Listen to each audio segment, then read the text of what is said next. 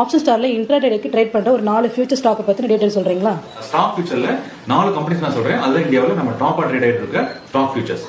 இன்னைக்கு அந்த 4 ஸ்டாக் எப்படி மூவ்மெண்ட் ஆயிருக்கு, எங்கெங்க என்ட்ரி பண்ணலாம் அப்படிங்கறத நம்ம ஆப்ஷன் ஸ்டார்ல உங்களுக்கு நான் சொல்றேன். ஜஸ்ட் நீங்க செக் பண்ணி பாருங்க. இப்போ நான் ஃபர்ஸ்ட் பாக்குறது SBI.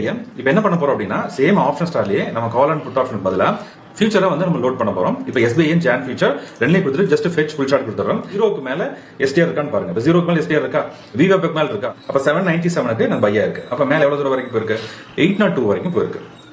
நம்ம அதுக்கடுத்து டாடா மோட்டார்ஸ் லோட் பண்ணிடுவோம். இது என்னன்னா ஃபர்ஸ்ட் இங்க இருந்து செல்லா இருக்கு. 745 இருந்து நம்ம 741 வரைக்கும் வந்திருக்கு. இதுக்கடுத்து பார்க்க போறது HDFC பேங்க். HDFC பேங்க்ல நமக்கு 10:15க்கு 0 கிராஸ் ஆயிருக்கு. இதே மாதிரி VWAP மேலயும் க்ளோஸ் ஆயிருக்கு. அப்போ 1784 ரூபாய் பை எடுத்துக்கணும். மேல வந்து 1797 வரைக்கும் போயிருக்கு. இதுக்கடுத்து ஃபைனலா ரிலையன்ஸ் பார்க்க போறோம். இப்போ ரிலையன்ஸ் நம்ம லோட் பண்ணதுக்கு அப்புறம் 0க்கு மேல STR எங்க இருக்குன்னு பாருங்க. இப்போ 0க்கு மேல இருந்தா அந்த ஃபியூச்சரை பை பண்ணணும்.